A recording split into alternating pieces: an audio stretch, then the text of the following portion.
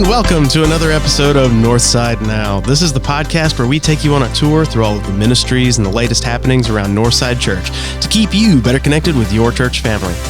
My name is Patrick, and with me as always is my co-host, Glenn Miller. Hello. Hello. And Kevin's going to be joining us by phone. Yes, by satellite. He's on a secret. He's on a secret mission. Yes. So, he's going to be joining us by phone. Hey, today we, spring's kicking up and everything. We're all excited, but we're going to have in the podcast room here in just a minute Ben Ferguson and Josh Allen from the Board of Servant Directors and the Board of Lay Elders, and they're going to be sharing with us just kind of what's going on. Yeah. Update. It's a really good conversation. So I guess kind of like breaking news. Breaking news. It's a pretty good, informative conversation, so let's go ahead and jump into it. I think that's best. Here we go. Let's go.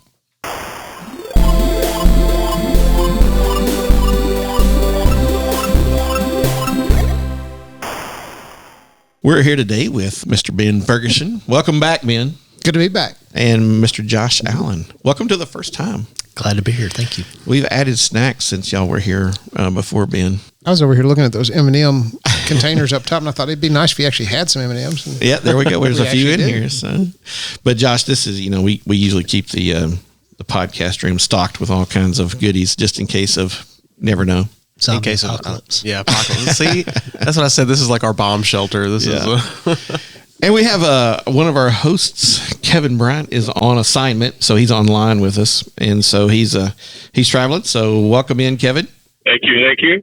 Ben is the chairperson, team leader, whatever, for the Board of Servant Directors, and Josh is the co-chair for the Board of Elders.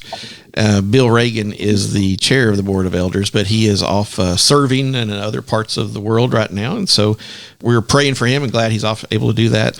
We just wanted to do a checkup and just kind of see where everything is. There's a lot going on. We're got a youth pastor search going, a pastor search going.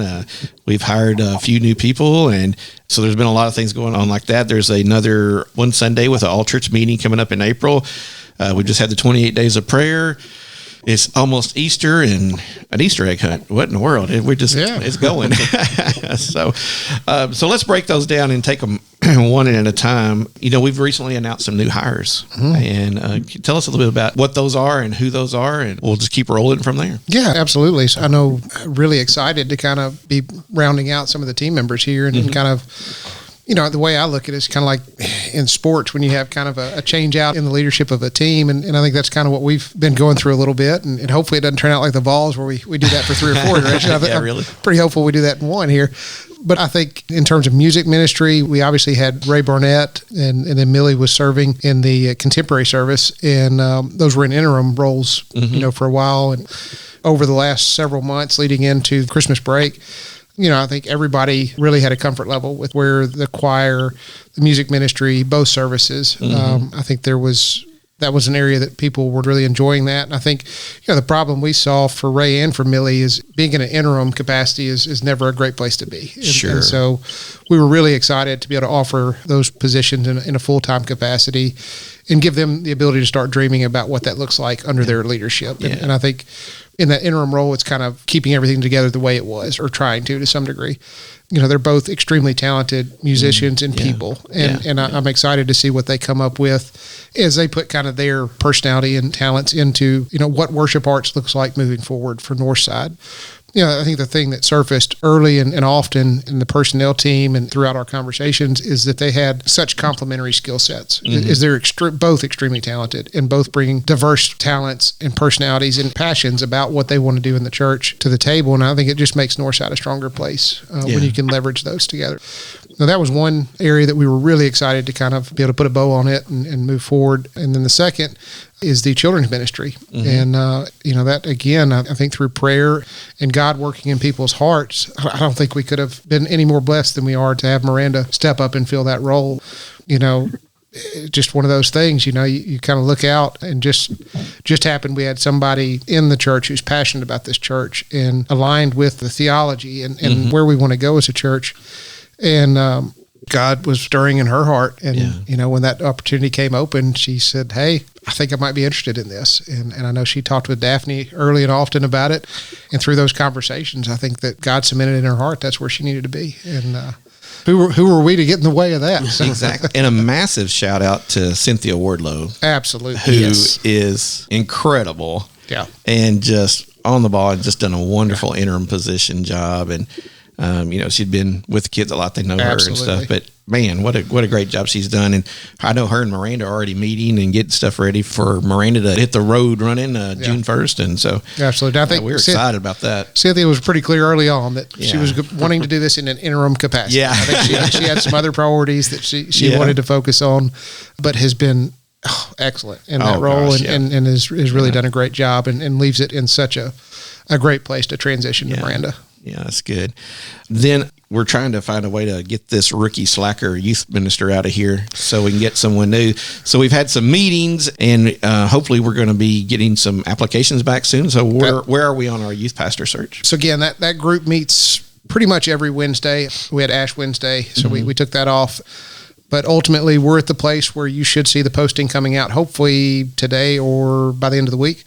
And as the candidates come in, we'll start the interview process, and really looking forward to that. I think we really were intentional in taking our time to make sure we heard from students, that we heard from parents, that we heard from the congregation. And we've tried to be very intentional in doing that and have different data points from all of those opportunities to kind of bring into the interview process and make sure that we're effective in communicating what our youth and what our parents are looking for, but also making sure that we're capable as a committee of answering the questions that candidates may have for us of what we are hearing from the church. And so excited about that. I mean, I think there's no doubt we have big shoes to fill, and we're fortunate to still have you here and be able to pull on your wealth of knowledge in this process, and excited for your transition into a new ministry area, but also kind of think back to when Don left. I mean, it's kind of, this is what we've known. Yeah. And so it's kind of hard to think of it any other way. And I think having a little bit of time to process, we have always done it this way. What do we like? What do we don't like? What needs to evolve? And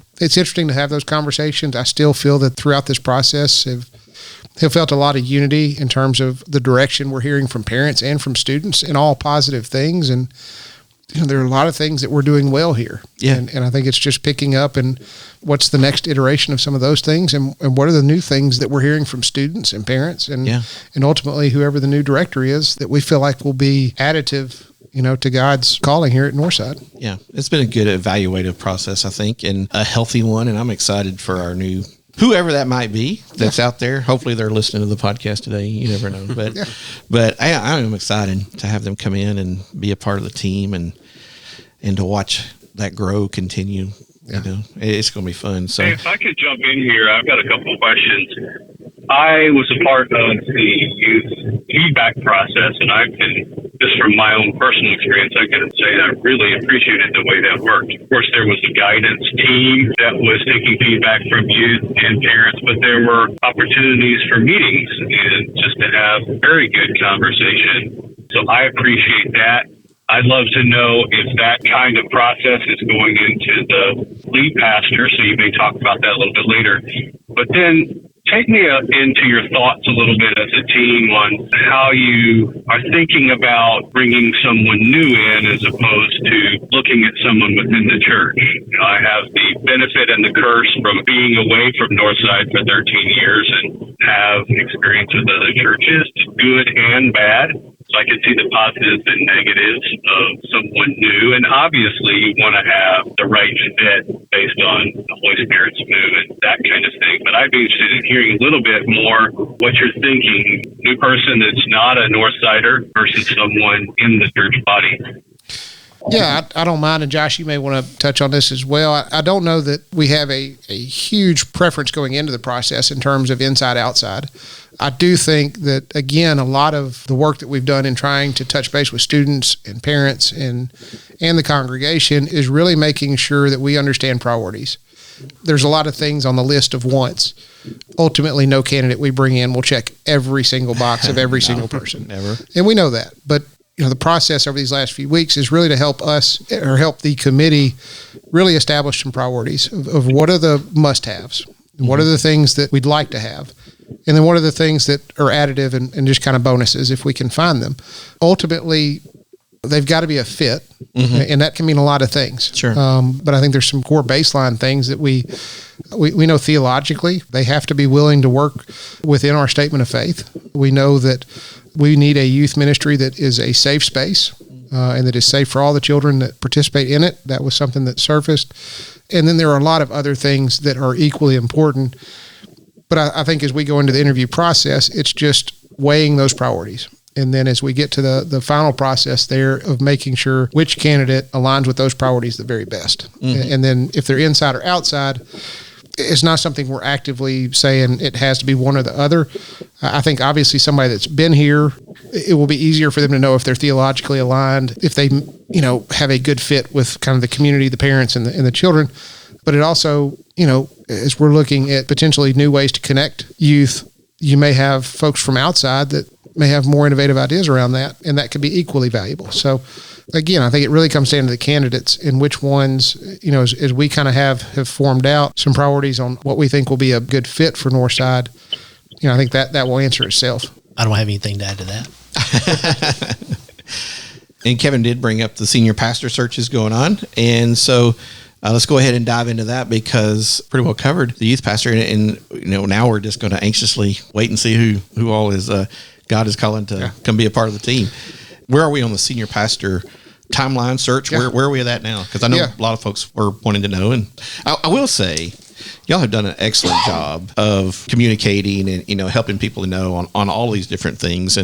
But again, it's one of the reasons y'all are here is to help us with that as well, to continue that process. So where are we on our senior pastor or lead pastor? We don't use the word senior anymore. Lead pastor search. Yeah. It wasn't planned this way, but I'd say we're very honestly closely aligned with where the youth pastor search is. And that, cool. I think from a timeline perspective, just at least from the nuts and bolts, we're at the place pretty soon. There's definitely some congregational input process that we need to go through on the lead pastor role. Having done this recently, I think we have some things to build on from the last time. Yeah. I think there are a lot of lessons learned in that process as well, but I'm really excited about both the team that's been put together to work on this, honestly, the environment that we're working in. And Josh and I both have the benefit of having done this both times. Yeah. And so, this time I'm serving as a chair, so I don't have a vote. But just looking at the landscape we're hiring in, where we are as a church, and ultimately, in my mind, some of the candidate availability things that weren't there the last time we did this, I'm really excited and feel a lot more comfortable in this process than I probably did the last time. Just because, again, we had recently disaffiliated, didn't know a lot about how we were going to operate as a church. I think we knew who we were as a church, but I don't think a lot of that work had been formalized. And so you had COVID that was very much still maybe in the rearview mirror at that point, but still very much a conversation. And then just as a church, I think we have just had the opportunity to mature so much more as a independent church. On the macro environment level, we were on the bleeding edge of disaffiliation from the Methodist Church. And so if you think about when we went out the first time to look for candidates, most Methodist ministers and pastors were very much still weighing what that looked like. Since that time, I think those folks have had enough time to really process that. I think a lot of churches have decided to disaffiliate, especially in our region. And so there is at least a much larger pool of Methodist pastors that I think that would consider Northside that would not have considered it in the past. And that's not to say that we're going out and absolutely hiring a Methodist pastor. It's just saying that the candidate pool has changed. Yeah. I think all of those things are great. Right now, again, that group's meeting every week as well. We're meeting today, hopefully to start finalizing the congregational input process. Once we get through that, we will publicly post the job opening and then start interviewing candidates. And, once you get into that process, realistically, once you start, other than if there's not the right candidate and not the right fit, that process moves pretty quickly. Yeah. And so I would hope that certainly by the beginning parts of the summer, we've identified certainly both positions and who we've made an offer to. And then, when they will start, some of those things may be a little more variable in terms of lead pastors may need to give a longer notice period to allow where they're at to change. So, Josh, you've got to say something this time. No, I agree. We did have a lot of strong candidates from the previous search too, but as Ben said, I think there will have significantly more this time. Yeah. Yeah. I think. One question I have, sorry to interrupt No, go there. I ahead. know this Go ahead. lag on the phone is a bit of a deal, but you talked about the congregational input process, and I know that there's been an email set up and there's a search team involved, that kind of thing. What do you see as the next steps in terms of that input process? Is it going to be just the all church meeting? Do you feel like you have enough feedback from the email? Would you do or consider small group meetings like the youth search team had? Just kind of take me through, help me understand a little bit more about what's yet to be done before, I would assume, before you post the position. Yes, is probably the answer to that question. So I think it's all the above. I think the conversation so far, and I don't want to speak for the team because ultimately they need to make that decision probably today. But I think the options we've talked about is we'll probably send out a congregational survey again. That's just one tool in the tool chest, but it's an easy way to try to get a lot of input pretty quickly. I think there's a ton of value in small group meetings, and I think you get more candid response than if we try to do this at the all hands meeting kind of. It's a little more difficult to get both comfortable conversation and do that in a way that's fair to everybody in the room. So, I think we're looking at using Sunday schools to our benefit. I think we're looking at, similar to what we did with the parents meeting, taking a Wednesday night and allowing folks to come in that want to voice some thoughts, have that opportunity. Again, there's multiple avenues that we want to pursue there, and I think it's just kind of getting those things scheduled and getting them in place. I would say I feel like we're probably a little closer on understanding some of the priorities with the lead pastor role than we walked into the youth leader role, just in that it's been a lot of conversation over the last year and a half of what we like, what we didn't like, what we're looking for. And so I feel like we've heard, at least on the surface, a lot of the needs of the congregation. I think a lot of the congregation is very comfortable talking about the subject. So, I don't know, but I think it's certainly been a topic, obviously, of conversation within the church. And I'd say that we're not at a lack of opinions about it. So We're not at a lack of opinions at Northside about anything. that's true. One thing I want to jump in on with no lack of opinions. It has been a little bit, although we have not received any emails yet about the pastor search, but about the Sunday schedule and things of that nature. I would appeal to everyone at this church, everyone listening, please, please, please participate in these feedback opportunities. Yeah. These emails that we get are read by everybody. They are being processed. They are being discussed. So please participate. Encourage others to participate. There are a lot of smart, wise people at this church. I'm going to use the Sunday schedule just as an example. Yeah, we're going to get there quickly, so you can segue us. So we have gotten really good emails, but we haven't gotten many. Oh, really? I may have this off by just a little bit. I think that we have received less than 50 emails that I'm aware of, and the emails that come in get distributed to the entire board. Yeah. And they are discussed. I feel like we've gotten less than 50 emails with people stating what their preferences are, what we should consider, things like that. And I am very appreciative of people taking their time, and I know it is a time commitment to do it. But just like coming to the congregational meetings, the meetings that we had for the youth pastor, it's there for a reason. It's there for people to contribute, but it does require effort on their part to come and contribute. Yeah. And it's very, very much needed in this process. And that email address is elders@northsidejackson.com. You give them Josh's cell phone number too? Yeah, I can do that as well. Yeah.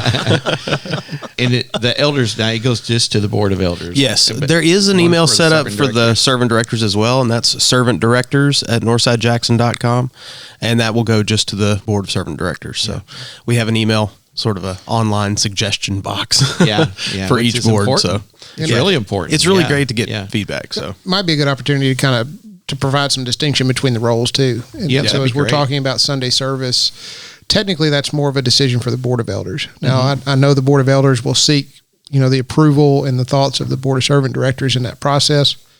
But again, as far as the board of servant directors, they're tasked with really managing the corporation of the church, which is kind of the budget and the facilities and some of those things and hiring and making sure that we're doing things legally. whereas the Board of Lay Elders is really tasked with really evaluating the effectiveness of ministry, evaluating the ministries themselves, and the Sunday service kind of falls into one of those worship areas. That's a big task, and I think I don't envy how you digest all of that information to try to make the best decision for the church. Sure. I'm grateful we've had these 28 days of prayer, and I think I've certainly enjoyed it. It's been really nice to wake up, start with that email, and really get a day going with that, and that's been really nice. But I think some of the sermons recently and everything is kind of stripping down, what's best for me, and ultimately replacing that with what's best for God. And ultimately, I think this Sunday service schedule requires some of that, but I think it is important that we hear from people what they enjoy, what their preferences are, because again, I think we want people to enjoy the time, the service, all of those things. And ultimately, what's best for God's ministry here is what we'll want to do. Yeah. But we also want to be able to work with our congregation to make sure that whatever decision is made is one that we all support and can move forward in. Yeah. And what about the Board of Elders? What's their main role in the dual board system? I mean, Board of Servant Directors is budget, nuts and bolts, facilities, all that stuff. The Board of Elders, they're a little bit different. So primarily the spiritual aspect of the church. So the Sunday schedule would be one, even with collaboration with the others. We have, we would look at sermon series, what was coming up, planning for that, what we needed to do Sunday school wise, or more classes needed. Yeah. Things of that nature. So anything to do with the spiritual growth of the church across the board. Yeah. And then casting out a vision for what that looks like down the road as well. And I know both boards really communicate with one another and chat back and forth and all that. So that's really good as well. Where are we on the time changes? You said you got, actually I was a little bit surprised it was that low. I was hoping it would be a lot more, but so we've gotten some feedback on it. And so there's been a lot of good feedback on the schedule change or potential schedule change. And so where are we on that you know of at this point? Well, I will say we do not have a date, and I hope I'm not speaking too far out of turn here. It seems imminent that we are going to go to a 2-service, 1 Sunday school schedule. At least 90% of the feedback is everybody agrees that it's service, Sunday school service. So then there's some difference of what type of service is going to be if you want to say the early service, what type of service is going to be the later starting service. And even in that, most of the opinions have been kind of, we're good with whatever you decide. Yeah. Some have stated, this is what I would prefer. Sure. If it doesn't work out that way, they'll adjust however. Yeah. So nobody has come up to me that is in favor of keeping things the way they currently are. Yeah. And I do think that the change will be made sooner rather than later. Yeah. And I guess that's a good thing to point out is when you're looking for information and suggestions or whatever, it doesn't have to be a complaint, or it doesn't have to be that you disagree with something. It can be like, yeah, this is what I would prefer. These are my thoughts on that, but I'm good with whatever. It's good to even hear that kind of feedback as well, I would think. Right. So that kind of gives you a direction and some ideas of more voices involved. And I think one of the things what Josh had said early on is really important to hear, that they want to hear all viewpoints. I think one of the critiques, at least that I heard after the pastor church the last time, was we used a lot of the survey information that was talked about a lot in terms of selection that was made, et cetera. But perhaps that survey didn't fully represent the breadth of sentiment in the church. And so this next time, for sure, in this particular search, we need to make sure that everyone is represented.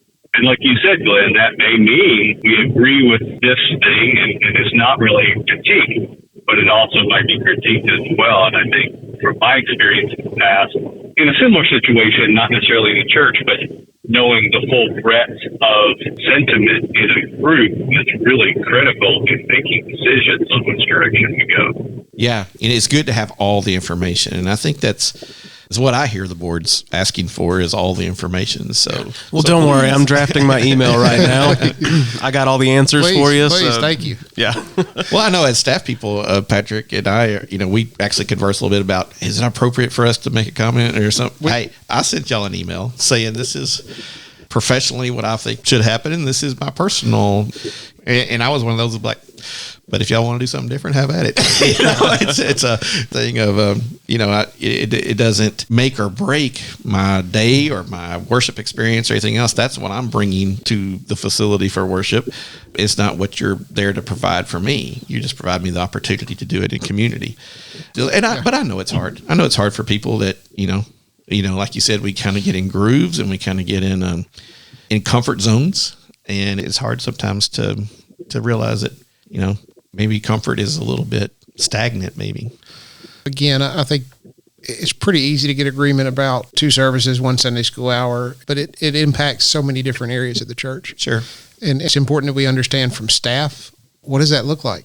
What's going to be best for the staff? Understanding from the different congregation members, how does this impact you if your service gets changed in some way? And I think the main thing is that ultimately when a decision gets made, that we all work together to work through that solution. Because same with the last pastoral search, and that we asked the congregation through a survey and had decent participation. And I think it's really easy to point to the things that you either don't have right now or that you wanted. And looking back, we didn't hear a lot about the things that we really enjoyed that we had at the time. It was more about what are the things that were missing. Yeah. And I think we're all a little cognizant now of making sure that we try to get as much input as possible, because you don't know what other outcomes will come with some of those decisions. Sure. And just making sure that we've tried to think through what we can, that we've prayed through it, and that we ultimately as a congregation can move forward in whatever the Board of Elders ultimately adopts. And you can think through, know, and pray and do everything else, and things will just not always turn out exactly what you had planned. Yeah. Welcome to life with the weather. It's just part of it. There's just logistics of it too. Yeah. And that, we currently hold services in 2 different areas. Do we continue to do that? There's just a lot of things that you talk through when you do that. And then what are those implications in terms of how we spend capital X? What are we investing in what areas, and how does that all work? It's obviously a huge decision. I hope it's one that we can get consensus around before we bring in a new pastor. Sure. But ultimately, even if we don't have it in place by then, as long as we as a church have made that decision and don't try to put that on the next pastor, I think that's the main thing. That's a good point. I do think that, to Josh's point, I think they're trying to move quickly through that process, but also realizing that it's a big decision. Sure. And making sure that we get all the input that we can, that we think through all of the variables that we need to think through, and then ultimately when we do make a decision, that we do that in a way that's the healthiest it can possibly be for the church. Yeah. And that's all you can do. That's really all you can do. And I do think, just my opinion, having the 1 Sunday school is going to help smooth out the bumps of however the service is configured. Mm-hmm. Yeah. You're right. I agree with you 100% on that one. I think that'll help a lot. Volunteer basis and everything. I mean, it's just going to be a lot of things that'll come out of that. I think it'll be good. Let's fly over to the Board of Servant Directors a little bit, because we've kind of mentioned that a little bit. And through this winter, we went through time frame where it was a little chilly in the church, because we had a few units that needed some attention and things like that. How are we facilities wise right now? I mean, are we in good shape? I know we were seeing some work on the outside, some things kind of getting refreshed and updated, and I saw some bushes out there with some spray paint on them. Yeah, we're trying to make them colorful for spring early or something. Greening things up. Well, look at them now; they won't be there much longer. I would say that we are much more thoughtful in kind of building maintenance and planning ahead. And that's been a reoccurring theme over the last 3 or 4 years. This building and the additions are aging. When you build a house, you take on debt, you build it, and then you don't tend to have as much maintenance those first 10 or 20 years. And then once you get past that, you get out of debt, and then you start putting money back in the house on the maintenance side. And that's just the life cycle of assets typically. We were in a position several years back where we really didn't have anything set aside. We had a roof issue that we were working through on an insurance claim, and still in that process. And I think that'll hopefully come to resolution this year. But it's a process that we don't have any control over. So we're working through that. Probably the biggest thing, and you mentioned, is the heating and cooling systems here. Is we've got 29 units. I think that's right. And most are older than my kids. They're 29 big units. Yeah. They're not little window units. Yeah. So we've got a lot of units to maintain there. And for the most part, I think we do an excellent job of trying to do preventative maintenance and extend the useful life of those units. But we obviously had that extreme cold snap. Yeah. And shortly afterwards, we had several heat exchangers that had gone out. And so through the process, we're blessed to have a lot of capable construction experts in our congregation. And so we leveraged that and got multiple providers to come out here, evaluate what we had, what needed to be repaired. And with Gary's leadership, I thought we went through that process as quickly and as economically as we could. Yeah. And that was the hard part is Yeah. you got 29 units and it's not feasible to go out and replace all 29 today, Yeah. nor should you. I mean, Yeah. there is a useful life conversation around some equipment that, some things aren't worth repairing. It's time to replace. And so that's what we leverage the expertise in the church for, is to figure out, all right, what are the things that need to be replaced? What are the things that need to be repaired? And then how do we prioritize that? And they went through that process. And between that and spring's almost here, I think we'll survive just fine. So. And that's part of the thing too, right? Because if you go replace everything, then in 15 years, you got 29 more units you have to replace. Yeah. So are you prepared for that one then? That's the hard part. That's the other thing I would mention from the Board of Servant Directors and Annette and the finance team have done an excellent job at this, is that for the past several years, we've been fortunate and blessed that the church has run a surplus at the end of the year. Mm-hmm. And we've been mindful to put a portion of that surplus into a reserve account that's specific for these kind of maintenance issues. Because the last thing we want to be doing as a church is deciding whether we can support a ministry or pay for a heating and air unit. Exactly. And so we're trying to be cognizant of that and be prepared for it so that we can do both things effectively and answer God's calling for this church at any time that comes forward. We've been very diligent about trying to get the debt paid off on Hope Hall and making very good progress on that. The goal would still be, if we can pay it off this year, I'd be ecstatic. Sure.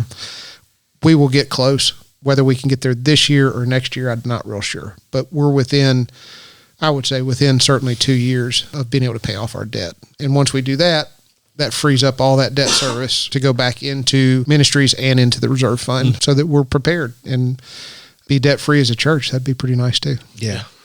Patrick told me the other day, don't worry about it. He's got it taken care of. Yeah. Yeah, I got a few things moving around. That's good. He's got a reserve fund. Reserve fund. Yeah. I would like to jump in real quick, though. Ben brought up Miss Annette. Between Ben and Monica and Miss Annette and the finance team, we have a financial team here that would rival any accounting firm That's true. around here. They do an excellent job and are wonderful stewards of the resources we have here at Northside. They do an excellent job. They do. The only thing you misrepresented there is putting me in that conversation with Monica and Annette, because between the two of them, I have full faith in that every dollar that comes into this church is managed in a very thoughtful and careful way. Well, and there's a piece of church that affects both boards. And your purpose for being a board is in giving. Mm-hmm. And where are we on giving? Is it for this time of year? Are we good? Where are we on our giving? Because that's a spiritual component to that, and there's a practical component to that as well. So. Yeah, we're not dissimilar to where we would normally be this time of year, and all things taken into account, that's pretty impressive. Yeah, we're transitioning a lead pastor. We are in what most would say is a recession right now. Mm. And right now we're in an interim capacity. So it's pretty amazing that we're kind of moving right along where we've normally been, at least financially. Yeah. And that's a testament to all the leadership and the staff in the church. And most churches would really struggle to have gone through what we've gone through in the last 3 or 4 years and be in the place we're in. Yeah, I 100% agree with you. Josh, skipping over to the elder side a little bit. And we are finishing up right now the 28 days of prayer, and the small group study is really talking about community and really challenging a lot of folks. And that book's really fun in that sense of challenge, because there's, one chapter, we love this chapter. Next chapter, I'm not, that book, it lays out that way, which is good. Mm-hmm. Where are we looking future-wise? More small group opportunities coming into that spiritual vision and direction? I believe there will be more of those. And I think one of the benefits of this, and with the 28 days of prayer that we've just gone through, because so many people are doing the same thing, and this is true whether something is positive or negative, positive in this case, so many people are doing the same thing, it creates momentum, whether you realize it or not, and pushing things forward.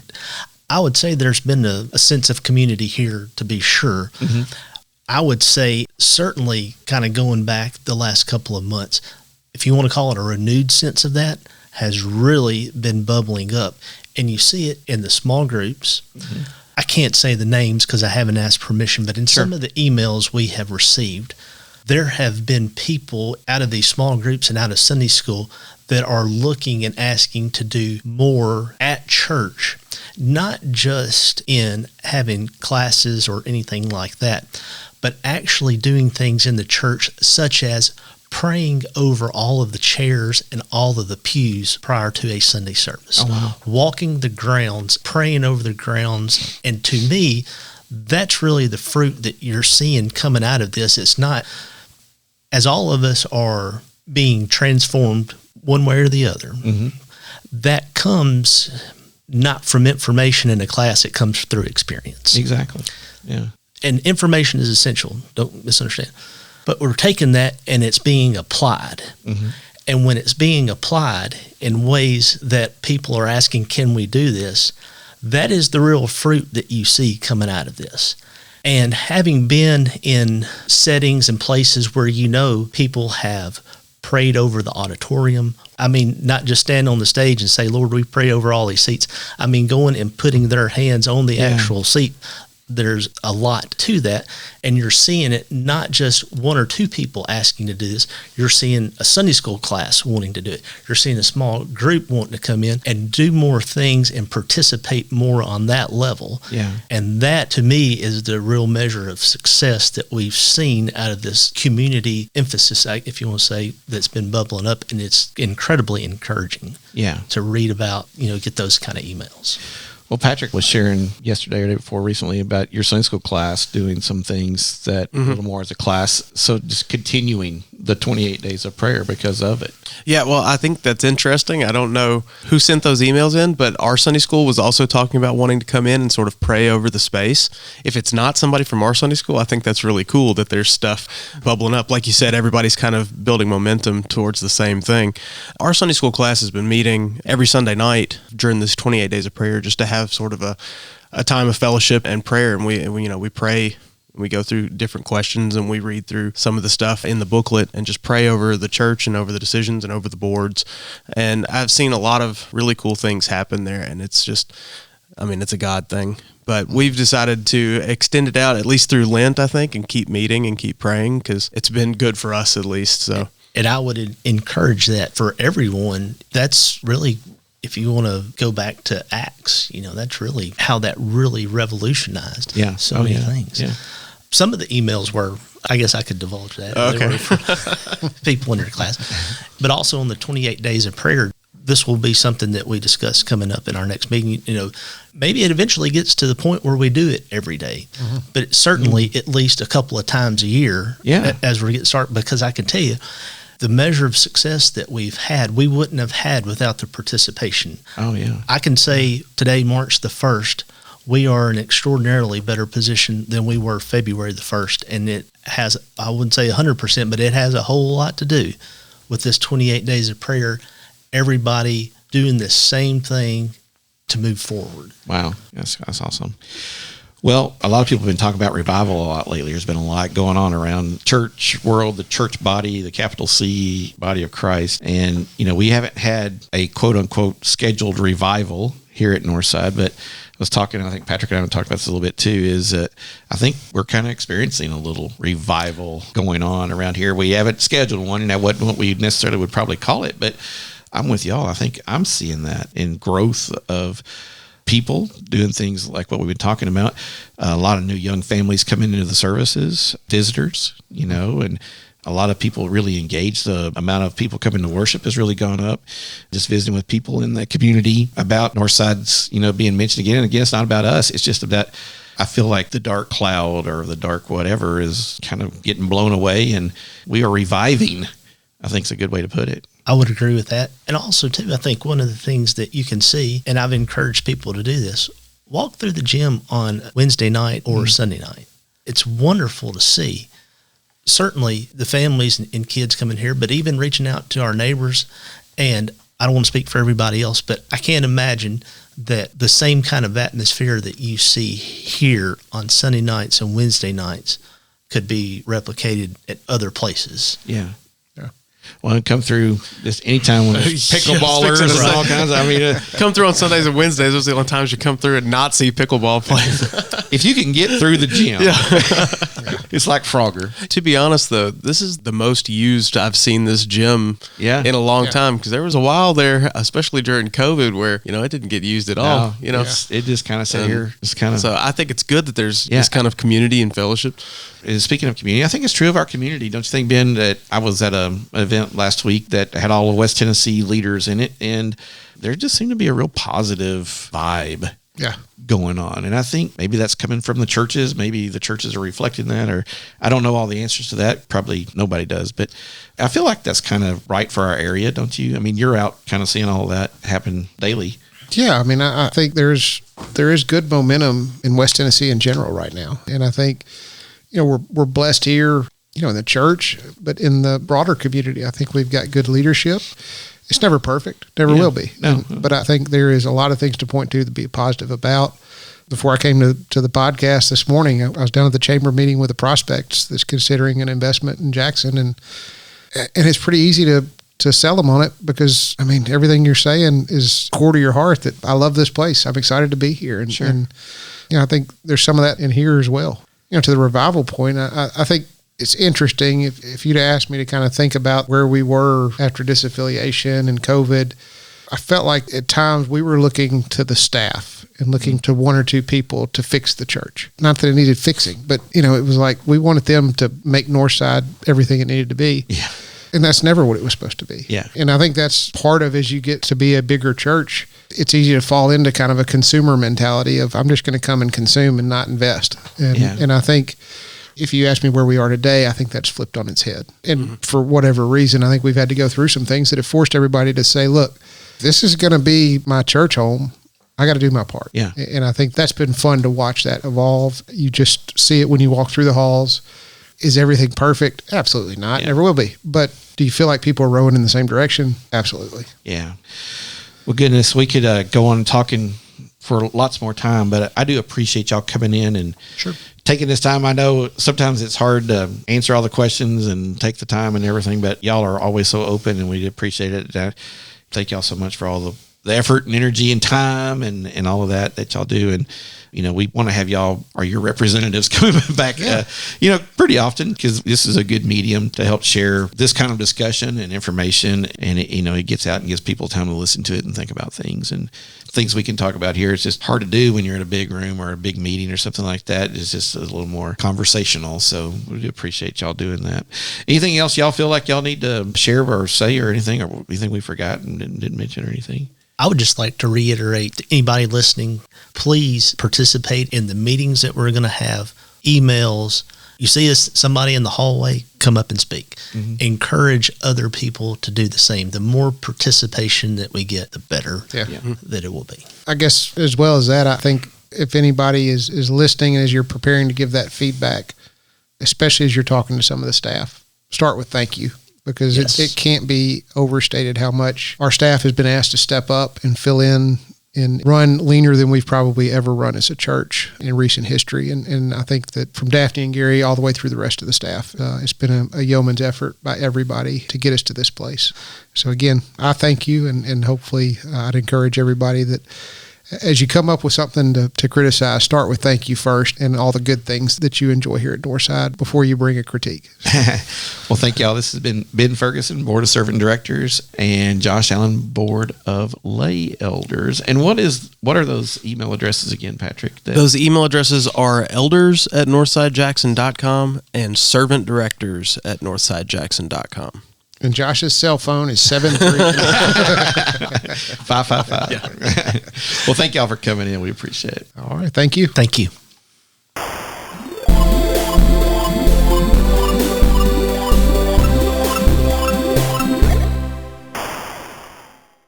Well, told you that was going to be good.